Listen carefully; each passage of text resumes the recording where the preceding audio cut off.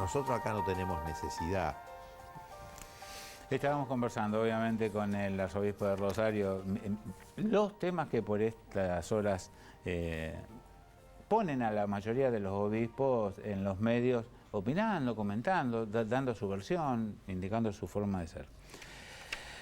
Padre, ¿el aborto es un pecado mortal? Bueno, ¿qué quiere decir pecado mortal y qué quiere decir? En la Iglesia distinguimos entre pecado venial y pecado mortal. Pecado venial es un pecado leve que no me quita la amistad de Dios. Pecado mortal es un pecado que por su gravedad me quita la vida de la gracia, mata en mí la vida de amistad con Dios. ¿Me excomulgan por eso?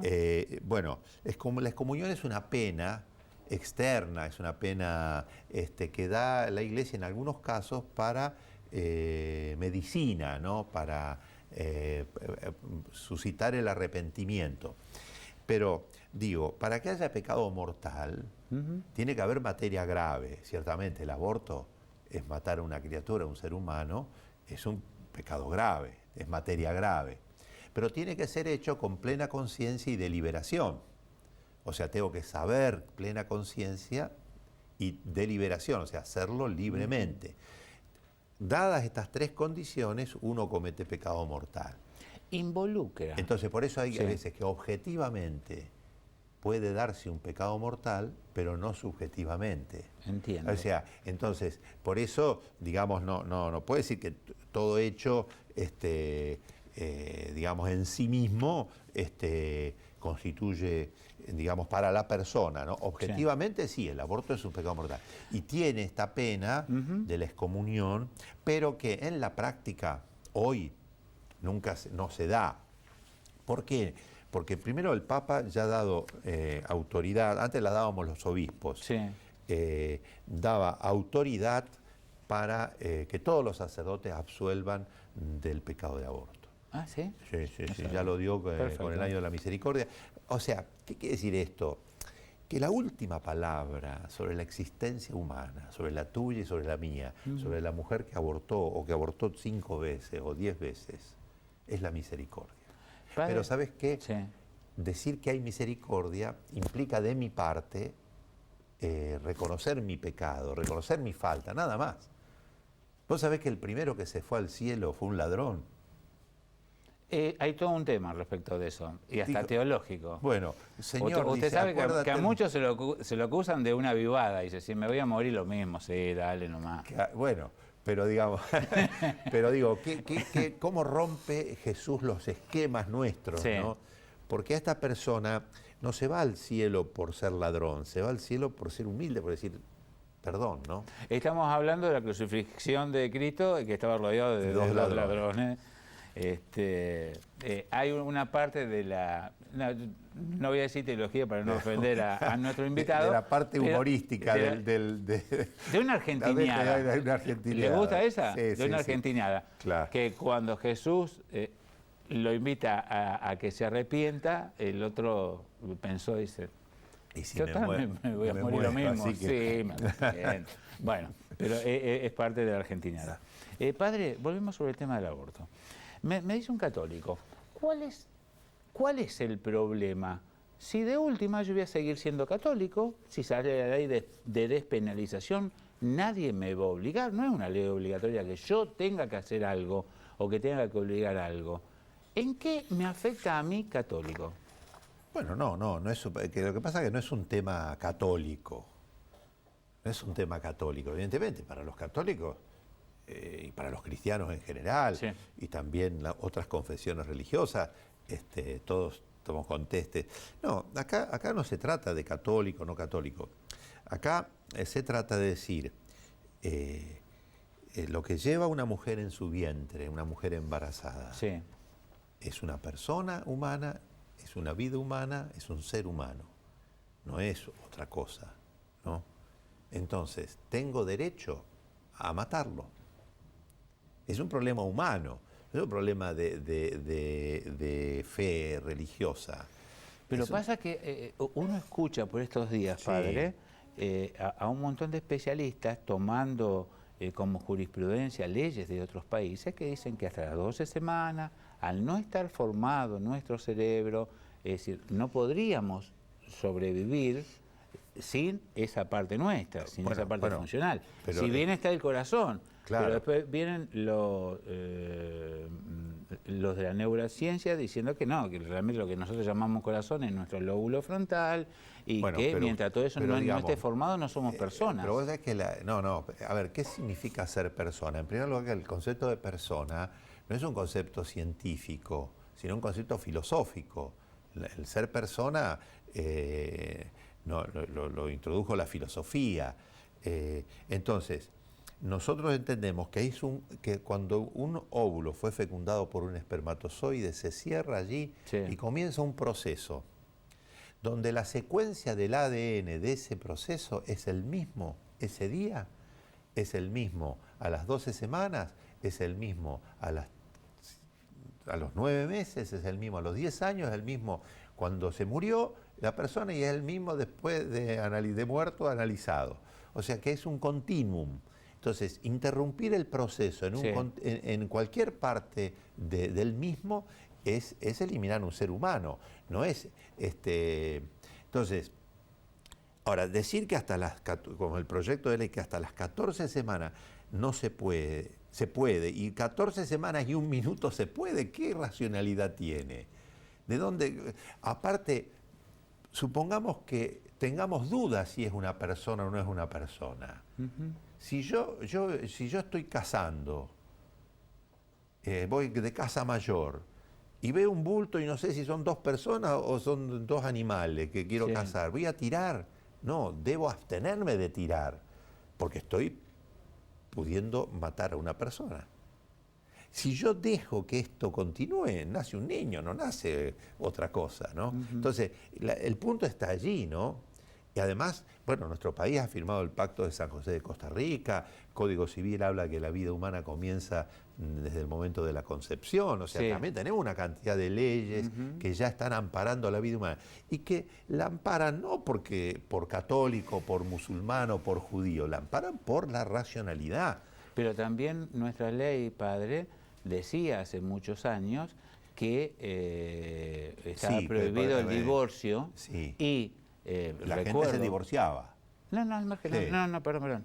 Y recuerdo la polémica de aquella época, de la famosa ley de familia, que incluía el divorcio, y la postura de la Iglesia, y hace un rato hablamos que hoy el Santo Padre, y que usted mismo, pueden mirar eso, que hace un cuarto de siglo atrás, permítame, monseñor, hace un cuarto de siglo atrás era rechazado totalmente.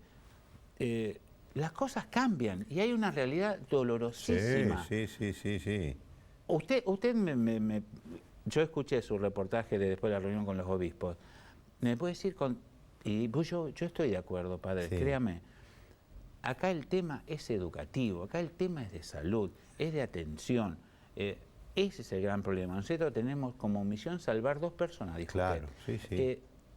Las cosas cambian, algo hay que hacer. Es claro gravísimo lo que está pasando. Bueno, a ver, entonces, claro que sí, pero me parece que resolver el drama humano eliminando a uno de los humanos no es la solución. La solución es ayudemos a la madre a que lleve esa vida, ayudemos a que tenga condiciones económicas, sociales, culturales, educativas, para que lleve adelante ese hijo que a lo mejor no esperaba, que a lo mejor no deseaba. Pero hay mucha gente, como decía Madre Teresa, que cuando recibió el Premio Nobel de la Paz, si hay alguien que no quiere un hijo, dénmelo, que nosotros lo educamos, ¿no?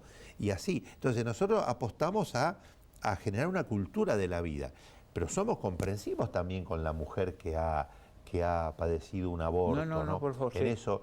Y además también, digamos, no pongo eso en discusión, padre. Claro, entonces la ley puede morigerar las penas, puede cambiar la cárcel, que si es cárcel, como no sé, en un lugar que una pobre chica la tuvieron 15 años presa, hace una barbaridad. Entonces, pero entendemos que también la ley tiene un valor pedagógico, que en la conciencia del pueblo se enseñe que en sí mismo no es un bien. En cambio, si lo ponemos como un derecho, porque una cosa también es despenalizar, es decir, que vos bajes la pena, y otra cosa es decir que es un derecho, que es algo que es justo, que es algo que es inocuo. Y nosotros decimos en esa declaración que el aborto nunca es gratuito, ni es gratuito biológicamente, porque le agrede al cuerpo a la mujer también, además de matar un niño, ¿no? Que no es gratuito psicológicamente, que no es gratuito espiritualmente. La experiencia nuestra también es de cuántas pobres mujeres que uno le dice, Dios te perdona y Dios te ama, y no se perdonan a sí mismas. O cuando pasa el tiempo piensan y dicen, mi hijo este niño tendría esta edad. Es decir, no es gratuito, no es algo inocuo, decir, bueno, me tomo un vaso de agua y chau, ¿no? Digamos, entonces tenemos que propiciar, digamos, sin criminalizar y estigmatizar a una mujer, pero tampoco decirle, dale, total, todo es lo mismo, al contrario, vas a ser nunca va a ser más feliz si llega a esa decisión. Entonces ayudarle a esta persona a que lleve esa vida a cabo, ¿no? Mira, yo conozco madres arrepentidas de haber abortado, pero no conozco madres arrepentidas de tener un hijo, de tener los hijos. Y más, casos de a veces mujeres que les ha sido dificultoso su embarazo, que a lo mejor no lo querían en un principio, pero después, una vez tenido su hijo, lo agradecen y lo viven con una alegría extraordinaria, ¿no? ¿Se siente agredido cuando ponen a la Iglesia, a la historia de la Iglesia, ¿no?, como la responsable de este papel secundario de la mujer y no entender que es dueña de su propio cuerpo, de sus propias decisiones? Es decir, la pregunta de fondo sería si se siente agredido como parte de la Iglesia y si una católica puede ser feminista o un católico. Bueno, depende de qué se entiende por ser feminista, ¿no? ¿Qué defiende los derechos de las mujeres y milita por ellos? Bueno, la mujer evidentemente que tiene derechos y por ejemplo, decimos, igual trabajo, igual salario. ¿Por qué el hombre le tiene que pagar más y a la mujer menos? Evidentemente que es un derecho totalmente legítimo y que se tendría que poner, ¿no? Evidentemente que la mujer tiene una cantidad de derechos. Ahora, hay algunas cosas que decir, el derecho al aborto no es por ser mujer, digamos, sino no es un derecho, para nosotros no es un derecho eso, porque eso es eliminar un ser distinto. Pero no hay obligación de hacerlo, No, pues no hay obligación, claro. Porque lo que va a salir va a ser, perdón, si sale, la despenalización, porque yo veo mucha hipocresía en esta. Bueno, también, eso también. En esta, a mí me es muy fácil hablar, pero a lo mejor en mi vida privada, de lo que digo, no hice un cuarto. Esto se va a ver.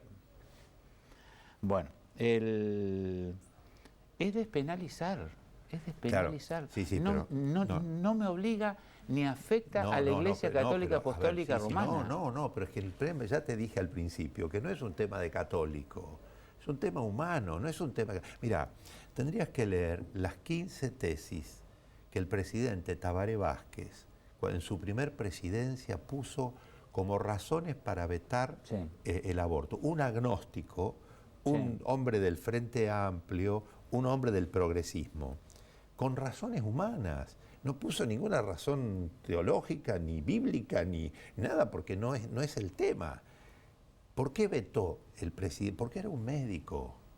Porque es médico. Después, bueno, vino Mujica, pero replanteó otra ley y, bueno, quedó promulgado el aborto. Pero ¿y sabe lo que dice allí?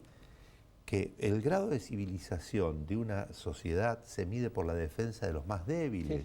Y el más débil es el niño que está en el vientre de la madre. Entonces, ¿cómo vamos a decir esto es un derecho? No podemos decir un derecho, porque si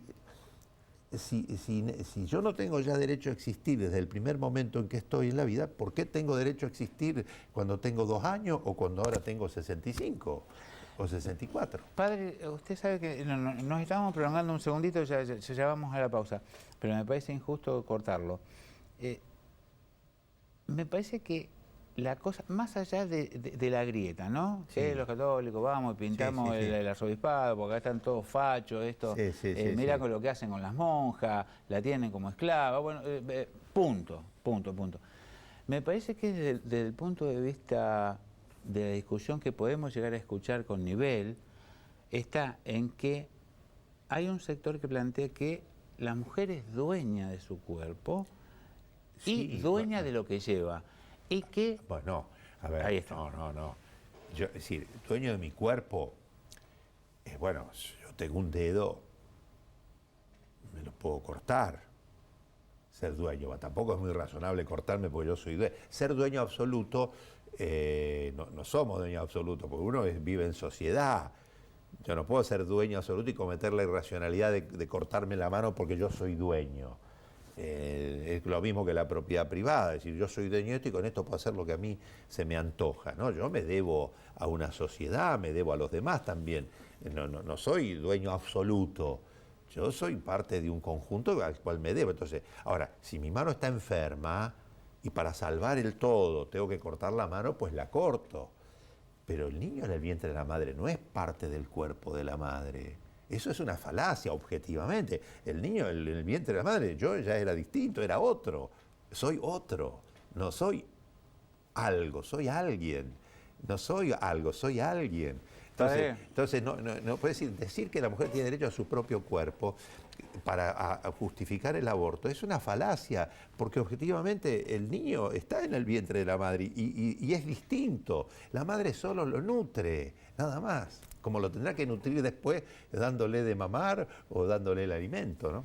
¿Se queda y redondeamos el programa? ¿Cómo no? Muchas gracias por venir. No, por favor. Interesante es todo esto, ¿no? Para buscar razones, ¿no? ¿Sabe qué sería interesante? Poder ver un programa donde estén las distintas posturas, se puedan escuchar, no que uno no tape a otro, que uno no le grite al otro. Claro, estamos preparando para el 10 de abril en la Universidad Católica 3 paneles, un panel con políticos, un panel con juristas y médicos y un panel con teólogos, también ecuménico, sobre el tema este. No me va a pescar dentro de la pecera, ¿eh? No me va a llevar todo que piensen igual. No, por eso, con posturas distintas. Sí, justamente. No, para hablar entre nosotros y ya, para querer convencer al propio público, no. Está todo bárbaro. Eso ya sabemos, estamos ya todos convencidos. Me quedan varias preguntas, padre. Usted ya la vio, así que hacemos la pausa. Disculpen que nos hayamos extendido un cachitito. Ya volvemos con el obispo Martín.